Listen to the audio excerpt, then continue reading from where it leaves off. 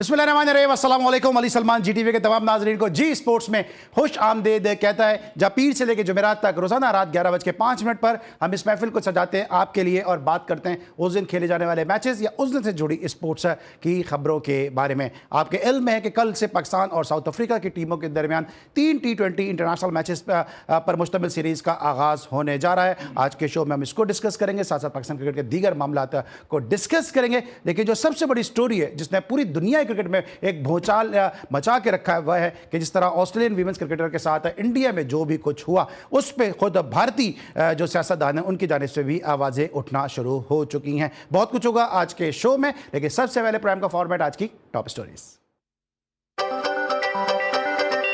पाकिस्तान और जनूबी अफ्रीका की T20 सीरीज का आगाज कल से होगा। सीरीज से काबिल खिलाड़ियों की भरपूर प्रैक्टिस, इस्लामाबाद के खूबसूरत मकाम पर ट्रॉफी की रोनुमाई, कौमी टीम गुलाबी थीम वाली जर्सी में मैदान में उतरेगी। हम किसी भी टीम को हराने की सलाहियत रखते हैं। एशिया कप में काफी कुछ सीखा है, गलतियों से सीखकर T20 वर्ल्ड कप की तैयारी कर रहे हैं सलमान अली आगा। पहला T20 जीत जाएं तो सीरीज में अच्छी शुरुआत मिलेगी। पाकिस्तान के खिलाफ T20 सीरीज अहम है क्योंकि वर्ल्ड कप करीब है। South Africa captain Donovan Pereira. Mohammad Haris को काफी मौके मिले, उन्होंने फायदा नहीं उठाया। फखर जमान को फर्स्ट क्लास में काम करना पड़ेगा। बाबर आजम T20 स्क्वाड में तीसरे नंबर पर बैटिंग करेंगे। White ball coach mic Hesson.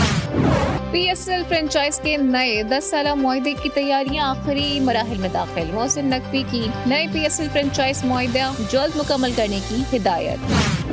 Sarfaraz Ahmad domestic cricket की क़यादत करने के लिए बेहतरीन है। शान मसूद को जिम्मेदारी तो दे दी है, लेकिन ये वाज़ेह नहीं किया है कि वो बतौर टेस्ट कप्तान बरकरार रहेंगे या नहीं। साबिक कप्तान शाहिद आफरीदी। श्रीलंका के दौरे पाकिस्तान के लिए श्रीलंकन रखी टीम की लाहौर आमद। रखी टीम की पंजाब पुलिस समेत दीगर सिक्योरिटी इदारों के ओहदेदारान से मुलाकात। कायद-ए-आज़म ट्रॉफी क्रिकेट टूर्नामेंट के चौथे राउंड के आखिरी दिन सियालकोट और पेशावर की कामयाबी, 7 बेग की सेंचुरी, अब्बास की 6 विकेटें। ऑस्ट्रेलियाई वुमेन्स खिलाड़ी का बगैर इत्तला बाहर जाना उनकी गलती थी। इस वाक़े से वो सबक हासिल कर लेंगी और मुस्तकबिल में एहतियात बरतेंगी। भारतीय वज़ीर कैलाश विजयवर्गीय ने ऑस्ट्रेलिया वुमेन क्रिकेटर से बदतमीजी का जिम्मेदार खुद खिलाड़ियों को ही करार दे दिया। तीसरी chief of the naval staff squash championship का आगाज हो गया। Commander Karachi vice admiral Mohammad Faisal Abbasi ने चैंपियनशिप का इफ्तिताह किया। और पाकिस्तान ने वर्ल्ड स्नूकर चैंपियनशिप के लिए कौमी टीम का ऐलान कर दिया। खिलाड़ियों में मोहम्मद आसिफ, शाहिद आफ्ताब, मोहम्मद सज्जाद, असजद इकबाल और मोहम्मद हसनैन शामिल है। वर्ल्ड स्नूकर चैंपियनशिप कतर में 3 से 13 नवंबर तक खेली जाएगी।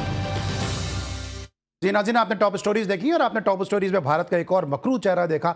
आपने देखा कि किस तरह ऑस्ट्रेलियन विमेंस क्रिकेटर्स के साथ वहाँ पे जो है वो हरासा किया गया, उनको हरासगी का वाक़या जो है वो पेश आया। और हमारे लिए कोई नई बात नहीं है कि भारत में इस किस्म के वाक़यात होते हैं, क्योंकि इससे पहले भी हम देख चुके हैं कि नई दिल्ली में चलती बस में जिस तरह से खातून का रेप किया गया, जिस तरह भारत का जो नेशनल क्राइम बोर्ड है उसकी जो सर्वे रिपोर्ट है 2021 की, वो ये बताती है कि तकरीबन 26,000 रेप के केसेस जो है वो एक साल में हुए हैं और 86 रेप के केसेस एक साल में भारत में रोजाना हो रहे हैं। और अब तो ये रेशो और बढ़ गया होगा। और एक ऐसे मुल्क में वहां पे वजीर कहते हैं कि विमेंस टीम की अपनी गलती है कि वो बगैर बताए निकल गए, और यही वजह है कि वहां पे जो इंटेलिजेंट लोग हैं, जो ज्ञानी लोग हैं, उन्होंने भी इस बात को कंडेम किया। और उन्होंने कहा कि उनके जो एक वजीर कांग्रेस के जो मेंबर हैं अरुण, उन्होंने ये कहा कि जनाब ये जो है बीजेपी की अपनी सोच है और बीजेपी जो है वो इस पे जो है वो पर्दा डालने की कोशिश कर रही है। भारत का मकरू चेहरा एक दफा फिर बेनकाब हुआ। भारत पूरी दुनिया एक दफा फिर जो है वो रुसवा हुआ है। और जिस तरह से ऑस्ट्रेलिया और भारत के क्रिकेटिंग अफेयर्स हैं, जो मामलात हैं,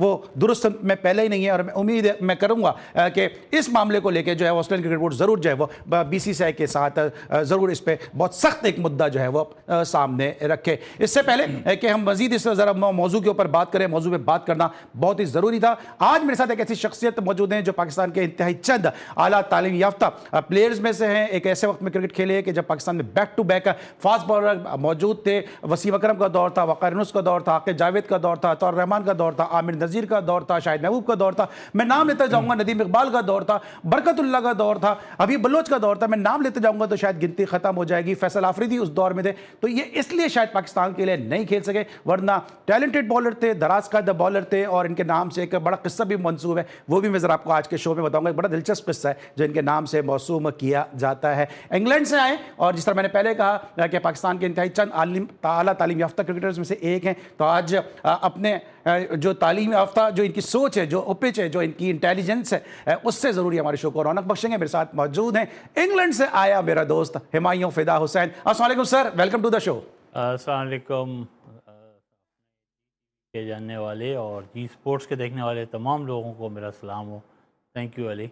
और जिस तरह हुमायूं भाई अपने वक्त के बड़े ज़बरदस्त फास्ट बॉलर थे, जैसे जैसे शो आगे बढ़ेगा तो 2-3 गेंदों के बाद इनका रिदम वापस आएगा। ज़रा उस पेस के साथ बात करेंगे जिस पेस के साथ मैंने आगाज़ किया है, क्योंकि हम ओवर एक्साइटेड है कि इतना ज़बरदस्त पर्सनैलिटी, इतनी आला तालीम याफ्ता शख्सियत आज हमारे शो में मौजूद है, और इक्वली गुड क्रिकेटर भी हैं।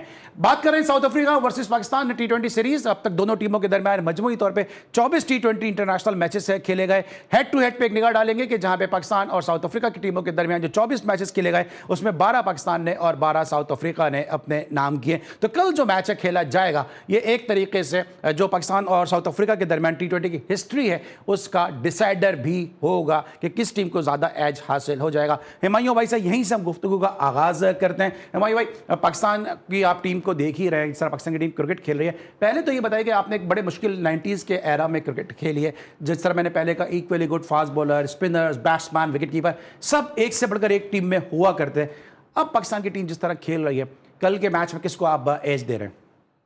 जी कल के मैच के लिए हमारा राय ये है कि क्योंकि साउथ अफ्रीका की टीम बहुत ज़्यादा खेलती आई है इन T20s को, और वर्ल्ड सिनेरियो में बहुत ज़्यादा उनके मैच प्रैक्टिस है, पाकिस्तान टीम को इतना एज हासिल नहीं होगा अनटिल अनलेस कोई एक्सेप्शनली इंडिविजुअल इनिंग कोई प्लेयर खेल जाए। जैसे बाबर पे बड़ी इनिंग ड्यू है, और वी ऑल होप कि अगर वो 3 खेलते हैं तो एक लंबी इनिंग खेलेंगे और पाकिस्तानी टीम को बाउंड्री लाइन के पार सक्सेसफुली लेके जाएंगे। तो लेट्स सी कि कल टॉस क्या होता है, क्योंकि ड्यू फैक्टर भी इंपॉर्टेंट होगा कल, और ड्यू फैक्टर से फ़र्क ये पड़ेगा कि बॉल ग्रिप नहीं होगी। अगर पाकिस्तान 2 स्पिनर या 3 स्पिनर्स के साथ जाएगा तो डिफ़िकल्ट हो जाएगा बॉलर्स को बाद में बॉल करना। तो ये फैक्टर देखना पड़ेगा, ये कोच को, कैप्टन को सोचना पड़ेगा कि हमने किस तरह जाना है, पेस के साथ जाना है या ऑलराउंडर्स के साथ जाना है। अच्छा, आप चूंकि खुद भी बड़े अच्छे अपने वक्त के फास्ट बॉलर रहे, ये कितना ड्यू फैक्टर जो है वो इम्पैक्ट डाल सकता है? क्योंकि T20 में कहते हैं क्योंकि इतना शॉर्टर वर्जन होता है कि ड्यू इतना मैटर करता नहीं है। अली, होता ये है कि अगर आपको शुरू में 1-2 ड्राइव लग जाएं और घास में बॉल ट्रैवल कर जाए तो वो थोड़ा सा पानी उसके ऊपर आ जाता है, और एक बॉल से ही क्रिकेट हो रही होती है, तो अफेक्ट ये होता है कि बॉल की सीम में पानी बहुत ज़्यादा आ जाता है और फिर उसका स्विंग ख़त्म हो जाता है। तो हमारा जो मेन बॉलर जिस पे हम फोकस कर रहे हैं थ्रू आउट द सीरीज़, वो है शाहीन शाह अफरीदी। तो अफरीदी का जो नया बॉल अगर स्विंग ना हुआ, 1-2 ड्राइव शुरू में लग गया दूसरे एंड से बॉलर को या उनको लग गए, तो तीसरा चौथा ओवर बहुत डिफ़िकल्ट हो जाएगा। तो ये एक फ़र्क होगा सेकंड बॉलिंग में as compared to the first bowling. Definitely Shaheen को भी एडवांटेज होगा और हमारे दूसरे बॉलर्स को भी एडवांटेज होगा। आई थिंक हम जो है ऑलराउंडर्स पे ज़्यादा डिपेंड करेंगे इस मैच में rather than flat out fast bowlers के। अच्छा, जिस तरह हमने पिचेस अभी देखी हैं, जो आकिब जावेद का जो मंत्रा है कि जी पंखे लगाओ, स्पिन ट्रैक तैयार करो, हमने लास्ट टेस्ट मैच में देखा कि आप अपने दाम में सयाद आ गया कि हम खुद उस जाल में फंस गए। T20 में आपको क्या लगता है, क्या फुल ऑफ रन पिच नजर आ रही है आपको, या ऐसी नजर आएगी जैसे हम देखते हैं कि 120-130 रन के पिच? आई डोंट थिंक कि 120-130 रन की विकेट होगी है इस पिच में। काफ़ी रन्स होंगे और थोड़ा सा समझदारी से खेलना पड़ेगा। पाकिस्तान की बैड लक है कि ओपन से या 3 नंबर तक तो हम अच्छा खेलते हैं, लेकिन हमारी जो नीचे डेप्थ नहीं बैटिंग में वो बिल्कुल भी नहीं है। उसकी रीज़न ये है कि हमारे बेंच पे भी अच्छे प्लेयर नहीं हैं। अगर आप देखें लास्ट 4 साल से तकरीबन ये 25-30 प्लेयर ही जो हैं वो हर फॉर्मेट की क्रिकेट खेल रहे हैं। तो इसका मतलब है कि हमें पीछे से सपोर्ट नहीं आ रही है, और जब बेंच पे प्लेयर अच्छा मौजूद ना हो तो आगे प्लेयर रिलैक्स खेलते हैं, उनको पता होता है कि हमने खेलना ही खेलना है और फिर बारी आ जाएगी 2-1-4 मैचों के बाद। ठीक है, बिल्कुल सही सर। मायू भाई ने कहा एक बड़ा इंपॉर्टेंट पॉइंट इन्होंने रेज किया है, क्योंकि जो लोग क्रिकेट खेलते हैं, क्रिकेट को समझते हैं, वो जानेंगे कि ये पॉइंट क्या रेज किया। और पॉइंट ये है कि जब 3 तक हम सही खेलते हैं, उसके बाद हमारा मिडिल ऑर्डर जो स्ट्रगल करता है। शायद इसकी वजह यह है कि हम स्पिनर्स को अच्छा नहीं खेलते, क्योंकि मिडिल ऑर्डर को स्पिनर को ही खेलना होता है और वहां पर हम फंस जाते हैं। ये सवाल हम प्लेस करेंगे एक छोटे से ब्रेक के बाद, और ब्रेक के बाद मेरे साथ मौजूद होंगे हमारे नुमाइंदे खुसूसी, जो हमें स्टेडियम से अपडेट करेंगे कि वहां चल क्या रहा है। मिलते हैं छोटे से ब्रेक के बाद।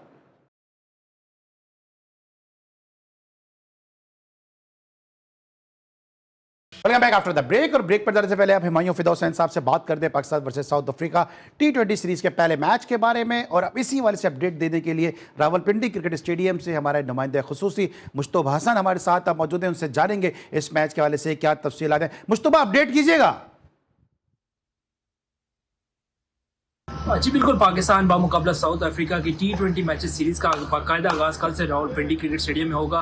पाकिस्तान टीम ने आज भरपूर प्रैक्टिस की, पहले फील्डिंग प्रैक्टिस, फिर हमने देखा बाबर आजम ने काफ़ी देर तक बैटिंग प्रैक्टिस की, शाहीन अफरीदी ने काफ़ी अच्छी रिदम में नजर आए, अच्छी बॉलिंग की, और नसीम शाह ने इनके साथ अच्छी बॉलिंग करते हुए नजर आए। दूसरे साउथ अफ्रीका ने भी काफ़ी देर का प्रैक्टिस सेशन में हिस्सा लिया, और साउथ अफ्रीका कप्तान का ये कहता है कि पिच के हवाले देखने के बाद फैसला करेंगे कि प्लेइंग 11 क्या है। और साउथ अफ्रीका टीम के कप्तान ने ये भी कहा कि पाकिस्तान टीम होम ग्राउंड में हिराना इतना आसान नहीं है, लेकिन भरपूर कोशिश करेंगे पाकिस्तान को होम ग्राउंड पर शिकस्त दे। पाकिस्तान टीम के कप्तान सलमान अली आगा ने प्रेस कॉन्फ्रेंस में कहा कि बाबर आजम जो है उनकी वापसी पाकिस्तान टीम के लिए जो बड़ा अच्छा साबित होगा, क्योंकि उनके आने से एक तो वो बड़े प्लेयर हैं, पूरे दुनिया में उनका नाम माना जाता है। दूसरा वो पाकिस्तान टीम में आते हैं, बैटिंग लाइनअप आती है, तो पाकिस्तान की बैटिंग लाइनअप जो है वो काफी स्ट्रॉन्ग होगी। बाबर आजम के बारे में पहले बता दिया गया था माइक हैसन की जानिब से कि वो 1 डाउन पोजीशन पर खेलेंगे, तो इससे वाज़ेह होता है कि ओपनिंग में सबसे ज्यादा फरहान करेंगे और इनके साथ साइम अयूब होंगे। तो फखर जमान की जगह बाबर आजम ने ली है, तो अब देखते हैं कि बाबर आजम क्या फखर जमान की जो परफॉर्मेंस थी उसको पूरा कर सकते हैं, क्योंकि बाबर आजम की अपनी परफॉर्मेंस काफी अर्से से जो है सवालिया निशान बनती जा रही है। टेस्ट मैच में हमने देखा अच्छा परफॉर्म करते थे, स्टार्ट अच्छा लेते थे, लेकिन बड़े रन बनाने में नाकाम रहे। तो कल क्योंकि ऑलरेडी पिंडी का जो क्राउड है वो काफी एक्साइटेड है और तकरीबन तमाम टिकट्स जो है वो सोल्ड आउट हो चुके हैं, तो इसमें सबसे बड़ी बात है बाबर आजम को देखने की जो क्राउड आएगा, तो उम्मीद करते हैं कि बाबर आजम भी कल क्राउड को बिल्कुल मायूस नहीं करेंगे और एक अच्छा T20 में कमबैक करेंगे। वाज़ेह है कि बाबर आजम ने आखिरी T20 मैच भी साउथ अफ्रीका के खिलाफ खेला था, दिसंबर 2023 में ये मैच खेला था। इसके अलावा अगर हम बात करते हैं नसीम शाह कमबैक कर रहे हैं, तो उनका भी बड़ा परफॉर्म करना बड़ा जरूरी है, क्योंकि T20 में उनकी जगह पहले बड़ी मुश्किल से बनी है। तो अब देखना यह है कि पाकिस्तान टीम जो है आगे वर्ल्ड कप भी खेलना है, तो उसकी तैयारी के हवाले से इस सिलसिला अब शुरू हो चुका है। पाकिस्तान की होम सीरीज है, पाकिस्तान को पहला मैच पिंडी में खेलेगा, उसके अलावा 2 मैचेस जो है लाहौर में। ठीक है मुश्तबा, हमारे साथ ही रहिएगा, हमें साथ स्पेयर स्टेडियम में मौजूद हैं, हमारे साथ ही रहेगा। हुमायूं फिरदौस साहब भी हमारे साथ मौजूद हैं। हुमायूं भाई, सबसे पहले तो इस तरह भी अभी मुश्तबा ने बात की है कि बाबर आजम का कमबैक हो रहा है, 2023 के बाद वो T20 में कमबैक कर रहे हैं, और इस तरह माइक हैसन ने कहा नंबर 3 पे खेलेंगे। तो एक ऐसे प्लेयर का कमबैक करना जिसपे बहुत ज़्यादा क्रिटिसिज्म हुआ उसके स्ट्राइक रेट के हवाले से, अब वो वापस कमबैक कर रहे हैं। फिर हमने देखा कोई इतनी उन्होंने T20 में उनकी परफॉर्मेंस भी नहीं है, PSL में भी कोई ज़्यादा अच्छा नहीं खेले।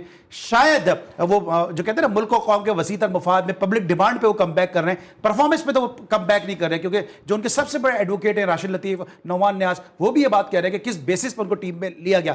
कितना मुश्किल होता है ऐसे प्लेयर के लिए जिसका इतना बड़ा नाम हो, इतना बड़ा ब्रांड हो, और उसको पता हो कि मैं परफॉर्मेंस पे नहीं आ रहा हूँ, सिर्फ अपनी जो है कमर्शियल वैल्यू पे टीम में कम बैक कर रहा हूँ। देखें, ऐसे मौके बहुत सारे आते हैं प्लेयर्स के ऊपर जिसमें उनको परफॉर्म करना पड़ता है अंडर प्रेशर। ये फर्स्ट टाइम नहीं है। अगर आपको याद हो, जावेद मियादाद का कमबैक हुआ, उन्होंने साइड गेम्स खेले और फर्स्ट क्लास टीमों के विनर टीमों के खिलाफ बॉलिंग के खिलाफ खेले, और उनको बहुत डिफ़िकल्ट बॉलिंग का सामना भी करना पड़ा कमबैक से पहले। तो मैं इसको वर्ड को कमबैक से रिप्लेस करता हूँ कि वो रेस्ट के बाद वापस आ रहे हैं। ऐसे प्लेयरों को रेस्ट की ज़रूरत होती है ताकि वो अपनी टेक्निक को थोड़ा सा बेहतर करें। जहाँ पे पैड पे गेंद लग रहा है, अंदर आते हुए बॉल को बाबर को प्रॉब्लम हो रहा है, तो वो उसको सरवाइव कर जाएं, और वो सरवाइव कर गए तो उनका ड्राइव का पैटर्न और ऑन पे खेलने का स्टाइल बहुत अच्छा है, जो पाकिस्तान के लिए बड़ा फ्रूटफुल होगा, और पाकिस्तान उनकी मौजूदगी का भरपूर फ़ायदा उठा सकता है, क्योंकि साउथ अफ्रीका की बॉलिंग काफ़ी स्ट्रॉन्ग है। ना सिर्फ फास्ट बॉलिंग स्ट्रॉन्ग है, बल्कि उनके स्पिनर्स भी इस वक्त वर्ल्ड के बेस्ट स्पिनर्स हैं। अच्छा एमआई भाई, जो आप क्वालिफाइड कोच भी हैं और एक तवील अरसे से आप इंग्लैंड में भी काउंटी क्रिकेट है, जो उनकी वेटरन्स क्रिकेट है वो भी खेल रहे हैं, उनके जो क्लब क्रिकेट है वो भी आप खेल रहे हैं, भी आपके साहबजादे भी जो है वो काउंटी क्रिकेट इंग्लैंड से अनकरीब उनका डेब्यू होने वाला है। तो क्या लगता क्या है कि बाबर आजम की बैटिंग में तो फ्लॉज क्या हैं, और फिर बहुत आपके एक बड़े करीबी दोस्त हैं, मैं खुल के नाम ले रहा हूं, रमीज राजा साहब, बड़ा इल्जाम है कि उनकी बहुत ज्यादा सपोर्ट ने बाबर आजम को खराब किया। आप क्या एग्री करेंगे? और दूसरा मैं सवाल ये कि क्या वजह समझते हैं कि बाबर आजम की बैटिंग में फ्लॉज हैं क्या, और कैसे वो दूर होंगे?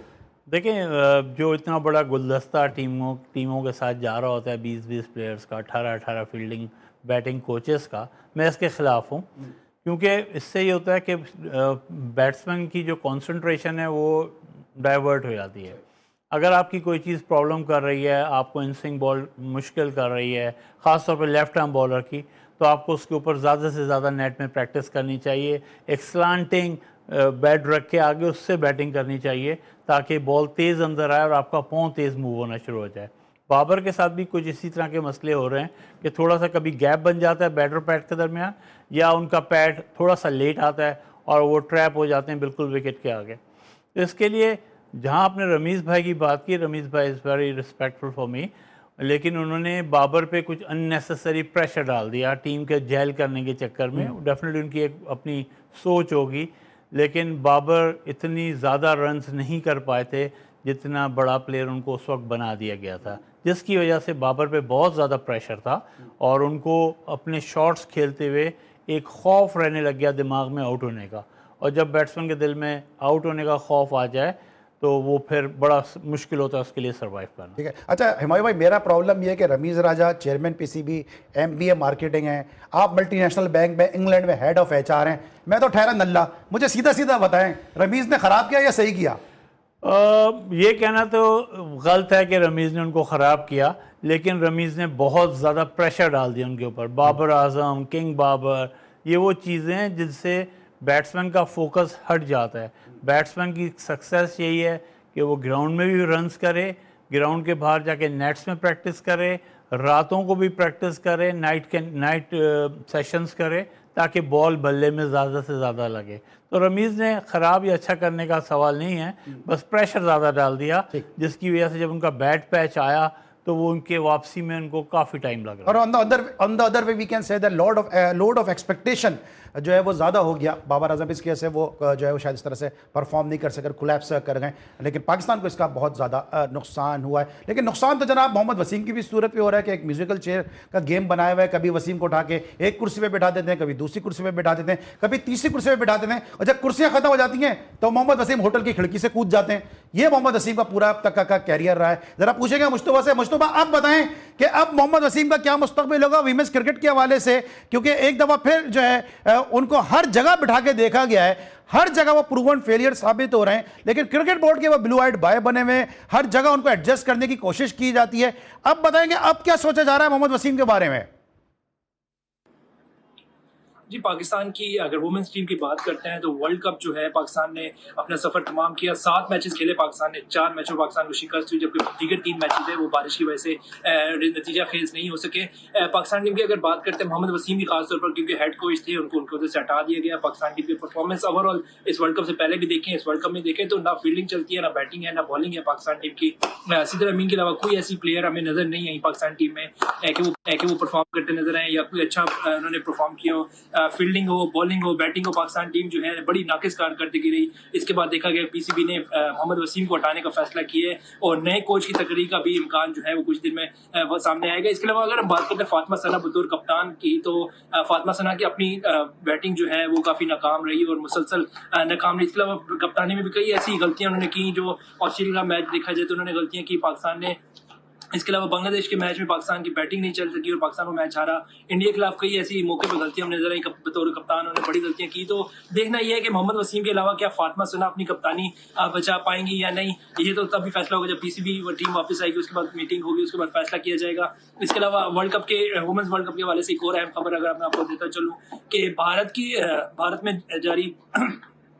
में जारी वर्ल्ड कप में ऑस्ट्रेलिया टीम जो है वो एक निजी क्लब में जा रही थी होटल से, तो वहां पर उनके साथ कुछ मोटरसाइकिल सवार ने उनके साथ छेड़छाड़ की। लेकिन अब यहाँ पे देखना ये है कि उम्मीद ये की जा रही थी कि हो सकता है कि भारत इस मैनेजमेंट जो है इस पे कोई अच्छा डिसीजन लेता, लेकिन भारतीय वजीर कैलाश की जानब से एक बड़ा मजाकखेज बयान सामने आया। उन्होंने कहा कि ऑस्ट्रेलिया टीम को बगैर इतला किए जाने पर जब बाहर जाते हैं तो उनको उनकी गलतियों से सीखना पड़ेगा, बजाय कि वो अपनी गलती भारतीय कौम अपनी गलती तस्लीम करें। उन्होंने उल्टा ऑस्ट्रेलियाई खिलाड़ियों को इस सब कसूरवार ठहरा दिया और ये एक बड़ा ही मजाकखेज है कि अपनी गलतियों को छुपाने के लिए उन्होंने सारा जो मलबा है वो ऑस्ट्रेलियाई खिलाड़ियों पर डाल दिया। ठीक है मुश्तबा, जरा मैं आप मेरे साथ ही रहिएगा, जरा मैं हुमायूं भाई से भी पूछूं, क्योंकि हुमायूं भाई तो एक ऐसे मुल्क हैं जहाँ पर जमहूरियत को बहुत ज़्यादा अहमियत दी जाती है, और चूँकि आपका सब्जेक्ट भी है कि जो हरासमेंट एट वर्क प्लेस है, क्योंकि आप हेड ऑफ HR भी हैं, तो क्या कहेंगे कि जो भारत में जो भी कुछ हुआ है ये ऑस्ट्रेलियन वीमेंस क्रिकेट के साथ, इस पर जो ऑस्ट्रेलियन क्रिकेट बोर्ड को क्या एक्शन लेना चाहिए? और ये भारत में तवातुर के साथ इस किस्म के वाक़यात आप भी पढ़ते होंगे, इस तरह भी मैंने भी कहा कि जो उनका क्राइम बोर्ड है, नेशनल क्राइम बोर्ड है, उसने रिपोर्ट किया है कि 86 रेप के केसेस रोज़ाना भारत में 2021 तक होते रहे। देखें अली, वहाँ पे मेन रीज़न ये है कि एक पर्टिकुलर तबका जो है वो एजुकेशन से काफ़ी पीछे है, और इसकी वजह से वहाँ पे हरासमेंट के केस बहुत ज़्यादा हैं। 21,000 या 86 per day is a very big number. Reason ये है कि जब कोई टीम आती है तो उसको security at the highest level provide की जाती है। ये कोई एक्सक्यूज़ नहीं है कि वो बाज़ार क्यों चले गए, शॉपिंग करने क्यों चले गए, that is not the reason. इस सिचुएशन में चाहिए तो ये था कि वो मिनिस्टर साहब या तो अपना मुंह बंद रखते या वो प्रॉपर सिक्योरिटी प्रोवाइड करते, और जिन लोगों की ड्यूटी थी सिक्योरिटी प्रोवाइड करना वो नहीं प्रोवाइड कर सके तो उनसे सवाल जवाब किए जाते और इसकी रिपोर्ट पुटअप की जाए ICC में। तो ये एक बड़ा लैप्स है और इसके ऊपर बहुत सारे क्वेश्चन होने चाहिए, और इंशाल्लाह Pakistan So what would be the action should be taken by the Australian Cricket Board against the BCCI? Claim करना चाहिए ऑस्ट्रेलियन क्रिकेट बोर्ड को एक भारी मुआवजे के लिए, ताकि एक तो उनको सपोर्ट मिले और एक सिक्योरिटी जो लैब्स है उसके ऊपर रिव्यू भेजना चाहिए कि क्या ऐसे एफर्ट्स उनको करने चाहिए जिससे ये फ्यूचर में इस टाइप के प्रॉब्लम्स ना हो। ये लड़कियों के साथ नहीं, ये किसी मैन टीम के साथ भी हो सकता है, किसी लड़के को इंजर्ड किया जा सकता है।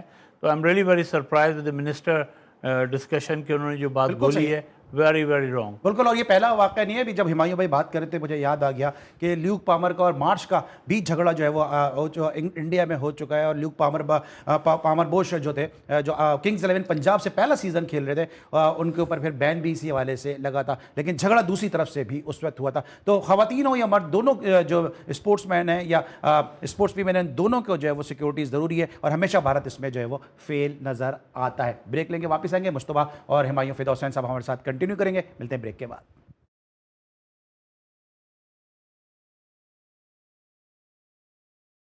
Welcome back after the break. Mustafa हमारे साथ मौजूद हैं रावलपिंडी क्रिकेट स्टेडियम से, और हुमायूं फिदा हुसैन साहब हमारे स्टूडियो में जो है हमें रौनक बख्शी भी है। मुस्तफा ज़रा आप बताइएगा कि हॉकी के क्या मामलात हैं और क्या तफसीलात हैं इस हवाले से आपके पास? हॉकी का जो तरबियती कैंप है वो Naseeruddin stadium, hockey stadium Islamabad में शुरू हो चुका है, और तमाम खिलाड़ियों ने वहाँ पे रिपोर्ट भी कर दी है। वाज़ेह है कि पाकिस्तान ने अब नवंबर में होने वाली पाकिस्तान बांग्लादेश सीरीज जो है वो बड़ी अहम है। तीन रोज़ा सीरीज जो है 3 मैचेस खेले जाएंगे, जिसमें पाकिस्तान बांग्लादेश का मुकाबला होगा, और सीरीज विनर जो होगा वो वर्ल्ड कप क्वालिफायर्स के लिए क्वालिफाई कर जाएगा। तो बड़ी अहम सीरीज है पाकिस्तान हॉकी के लिए, क्योंकि वर्ल्ड कप जाना पाकिस्तान का एक जो सपना है वो उसको पूरा करने के लिए पहले बांग्लादेश का जो मिशन है उसमें बांग्लादेश को हराना बड़ा जरूरी है। तो तरबियती कैंप जो है कोच पाकिस्तान के हेड कोच जो है ताहिर जमान की निगरानी में शुरू हो चुका है। तमाम खिलाड़ी वहाँ पे परफॉर्म कर रहे हैं, अपनी अपनी तरबियत कर रहे हैं, और मेरे ख्याल से पाकिस्तान टीम के लिए ये तरबियती कैंप थोड़ा पहले लगा लेना चाहिए था, लेकिन अब क्योंकि कुछ ही दिन बाकी हैं तरबियती कैंप में, और तमाम खिलाड़ी जो है वहाँ पे रिपोर्ट कर चुके हैं, और अब पाकिस्तान टीम जो है भरपूर तैयारी कर रही है बांग्लादेश को उनके होम ग्राउंड में हराने से। कल ताहिर जमान से हमारी बात हुई, ताहिर जमान ने यही कहा कि पाकिस्तान टीम जो है बांग्लादेश के खिलाफ खेलेगी, उनके होम ग्राउंड में खेलेगी, थोड़ा सा प्रेशर जरूर होगा, लेकिन पाकिस्तान ये match series thank you so much update कर रहे थे पाकिस्तान क्रिकेट और पाकिस्तान हॉकी के मामलात के हवाले से। हुमायूं फिदा हुसैन साहब हमारे साथ मौजूद हैं, और जो रमीज़ राजा साहब का गुज़िश्ता रिजीम था उसमें ये बड़े मजबूत कंटेंडर थे पाकिस्तान क्रिकेट बोर्ड के CEO बनने के, और फिर इन्होंने अपनी कुछ मामलात इनके हल नहीं हो सके, जिसकी वजह से इन्होंने फिर इसको उस ऑफर को रद्द किया, और फिर उसके बाद फिर हमने देखा कि फैसल हसनैन साहब जो है एज ए CEO उन्होंने ज्वाइन किया था। पाकिस्तान क्रिकेट में भी इस वक्त जो है वो ओहदों को बांटने का सिलसिला जारी है, और कंसल्टेंट इंटरनेशनल क्रिकेट रखा गया है पाकिस्तान के टेस्ट टीम के मौजूदा कैप्टन शान मसूद को। उनको इस हवाले से तनकीद की जा रही है और इस फैसले को कुछ लोग सराहा भी रहे। शाहिद खान आफरीदी ने एक सोशल मीडिया पे क्या स्टेटमेंट दिया है वो ज़रा पहले देखते हैं और फिर हमायूं फिदा हुसैन साहब से जानते हैं कि ये तकरूरी ये किस तरह से देखते हैं। शाहिद आफरीदी कहते हैं, जनाब, congratulation to Shan Masood on being appointed as the international director of PCB, a great choice. I recommend Sarfaraz Ahmed would be an excellent fit to lead a domestic cricket. Only cricketers truly understand the challenges and need of their fellow players. These roles show more। आगे भी है तो जाहिर सी बात है इनका आगे भी हो। सर, आप इस तरह देख रहे हैं इस अपॉइंटमेंट को? देखें अली, इसमें ये दो चीज़ें देखने की हैं। एक तो ये कि पाकिस्तान क्रिकेट में प्लेयर्स पावर रही है और कभी साया ग्रुप आगे आ गया तो कभी कोई आगे आ गया, कभी मियाँदाद के ख़िलाफ़ बगावत हो गई। तो इस तरह के चीज़ें करने से मोहसिन साहब ने एक अच्छी रिवायत डाली है कि प्लेयर्स में से, करंट प्लेयर में से कंसल्टेंट अपॉइंट कर दें जो तमाम प्लेयर्स की बात बड़ी आसानी के साथ चेयरमैन को या डायरेक्टर इंटरनेशनल को पहुंचाए। ये डायरेक्टर इंटरनेशनल की पोस्ट ख़त्म नहीं हुई है बल्कि एक एडिशनल पोस्ट क्रिएट की गई ताकि इस गैप को ख़त्म किया जा सके। Mohsin Naqvi is a very solid sort of person जिनके पास बड़ी एडमिनिस्ट्रेटिव पावर है और बड़ी पावरफुल आदमी हैं इस वक्त पाकिस्तान की क्रिकेट में और पाकिस्तान की पॉलिटिक्स में भी। तो उनके होने का फ़ायदा ये है कि हम पाकिस्तान में कुछ टारगेट अचीव कर सकें। वो आते हैं जब भी एक लैप्स होता है क्योंकि वो क्रिकेटर नहीं है, उनको क्रिकेट के बारे में इतनी नॉलेज नहीं है, तो वो एक नया टेस्ट क्रिकेटर को ला के टीम का सरगना बना देते हैं। लेकिन भाई थोड़ा वक्त अब इसलिए जल्दी जल्दी बातें करेंगे। लेकिन अब तक जो उन्होंने अपने मुशीर रखे, मेंटोर रखे हैं, उस पर सब उनको बैकफुट पे आना पड़ा। चाहे मेंटोर्स की बात आप कर लें, बैकफुट पे आना पड़ा। वहाब रियाज को एम्पावर किया गया, उस पर बैकफुट पे आना पड़ा। आकिब जावेद को एम्पावर किया गया, उस पर बैकफुट पे आना पड़ा। अब जो है मोहम्मद वसीम को रखा गया, उस पर बैकफुट पे आना पड़ा। अब ये शान मसूद को जो लेकर आए करंट क्रिकेटर को, आपको लगता है कि इस पर उनको बैकफुट पे नहीं आना पड़ेगा और वो सस्टेन कर सकेंगे अपने डिसीजन पे? देखिए, सबसे बड़ा ड्रॉबैक ये है कि जितने भी आपने नाम लिए, चाहे वो आकिब हों, चाहे वकार यूनुस हों, चाहे मिसबा हों, they are not an administrator. इन्होंने अच्छी क्रिकेट ज़रूर खेली है लेकिन इन्होंने क्या कभी अपने डिपार्टमेंट के लिए कोई काम किया है, कोई ऑफिस नोट मूव किया है, कभी एडमिनिस्ट्रेटरली टीम बनाई है, कभी ये ग्राउंड में जाके लड़कों के साथ लड़े हैं? नो। तो इसके लिए चाहिए ऐसा बंदा है कि जो फाइट कर सके प्लेयर्स के साथ और एडमिनिस्ट्रेटिवली बहुत स्ट्रॉन्ग हो। तो शान ने कौन सी ईमेल ड्राफ्ट की, उसने कौन सा एडमिनिस्ट्रेटिव अफेयर देखे? शान का एडवांटेज ये है कि वो थोड़ा पढ़ा लिखा है, इंग्लिश अच्छी बोलता है, काउंटी में परफॉर्मर है, काउंटी में बात करता है, अपनी टीम के साथ बात करता है, लॉबरो यूनिवर्सिटी से पढ़ा हुआ है, तो उसके पास टीम के लड़कों को गैदर करने का एक अच्छा ऑप्शन है और पर्सनैलिटी वाइज वो ही इज़ वेरी स्ट्रॉन्ग। तो फैमिली बैकग्राउंड भी बहुत स्ट्रॉन्ग है। ऐसा क्यों नहीं था कि कोई पुराना पढ़ा लिखा क्रिकेटर उठा लेते पाकिस्तान में? तो आप जैसे क्रिकेटर और भी तालीम याफ्ता क्रिकेटर मौजूद है ना जो इस पोस्ट को सूट करते हैं। आई थिंक ये जो कंसल्टेंट बनाया है इसके लिए टीम में से कोई मेंबर होना चाहिए था, जो कि शान वॉज द बेस्ट सिलेक्शन। लेकिन डायरेक्टर इंटरनेशनल और डायरेक्टर डोमेस्टिक के लिए मैं यकीनी तौर पे ये सोचूंगा और ये कहूँगा, स्ट्रांगली रिकमेंड करूँगा कि एक ऐसा बंदा होना चाहिए जो कि एडमिनिस्ट्रेटिवली स्ट्रॉन्ग हो, जिसने बैंक की टीमें चलाई हो, जिसने कस्टम की टीम चलाई हो, ऐसे लोग हों जिन्होंने काम किया हो, ग्रास का बिल्कुल नॉलेज। शाहिद आफरीदी ने सरफराज का नाम लिया, इस नाम से मुत्तफिक हैं आप? I don't think he will be a good selection. अच्छा, नॉट अ गुड चॉइस। अच्छा, शान मसूद कंसल्टेंट इंटरनेशनल आ गए, क्या उनके टेस्ट करियर पे आपको लगता है फुल स्टॉप लग गया है?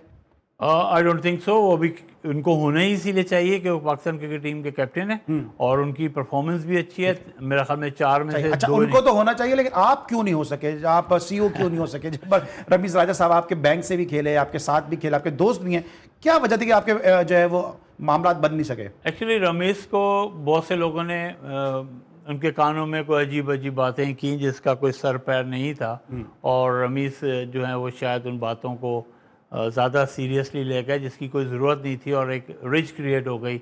और कुछ लोगों ने, साथी क्रिकेटरों ने तो मुझे ये भी कहा, वो टेस्ट क्रिकेटर हैं, कि रमीज़ जो है वो टूर ऑफ जिम्बाब्वे में पहले ही कमिटमेंट करके आ चुके थे हसनैन से, क्यों हसनैन को उस वक्त जिम्बाब्वे क्रिकेट बोर्ड ने डिस्कार्ड किया था और उनकी कोई ऐसी परफॉर्मेंस नहीं थी, सिर्फ 3-4 महीने में वो डिस्कार्ड हो गए थे। तो वहाँ पे कमिटमेंट कराए थे, ठीक है, उन्होंने उस कमिटमेंट को फुलफिल कर दिया एटलीस्ट एक प्लेयर के साथ। तो मैं तो गया था कि हो सकता है कि हमारा कुछ पैचअप हो जाए, सोल्यूशन हो जाए, क्योंकि मुझे बोर्ड में ना अभी नौकरी चाहिए ना पहले नौकरी चाहिए थी। मैं बोर्ड को अपलिफ्ट करना चाहता हूँ, बोर्ड के लिए परफॉर्म करना चाहता हूँ किसी भी लेवल पे जाके, ताकि अच्छा, अगर आप कोई ऑफर हुई तो आप करेंगे? आप डेफिनेटली मैं एक्सेप्ट करूंगा, क्योंकि पाकिस्तान टीम को बहुत ज़्यादा ज़रूरत है कोई एडमिनिस्ट्रेटिवली स्ट्रॉन्ग जो कि मोहसिन का राइट हैंड बन सके और पाकिस्तान क्रिकेट को आगे लेके जा सके। चलें जनाब, जाते थे मेरे पास सर 20 सेकंड नहीं, ये बता दें आपको ये भी एजाज हासिल है, इस तरह प्रैंक इब्तिदा में कहा बाउंड्री लाइन पे आपने नेशनल स्टेडियम में हेलमेट पहन के फील्डिंग क्यों की थी? वो एक बड़ा मज़ेदार वाक़या है। मोइन खान कैप्टन थे और मैं फाइनल लेग फील्डिंग कर रहा था और मुसलसल चीलें आके अटैक कर रही थी, तो मैंने मोइन को आवाज़ मारी कि मोइन मुझे चीलें बहुत डिस्टर्ब कर रही हैं, तो मेरी पोजीशन चेंज कर दो। तो मोइन कह रहा तुम बॉलिंग कर रहे हो, रेस्ट करो वहाँ पे, तो बेहतर है कि हेलमेट पहन के फील्डिंग करो। मोइन ने जो अपने पीछे सिली मिडॉन का हेलमेट पड़ा था वो मुझे पास ऑन किया कि तुम इसको पहनो। मैं तकरीबन 5 ओवर वो हेलमेट्स पहन के फील्डिंग करता रहा।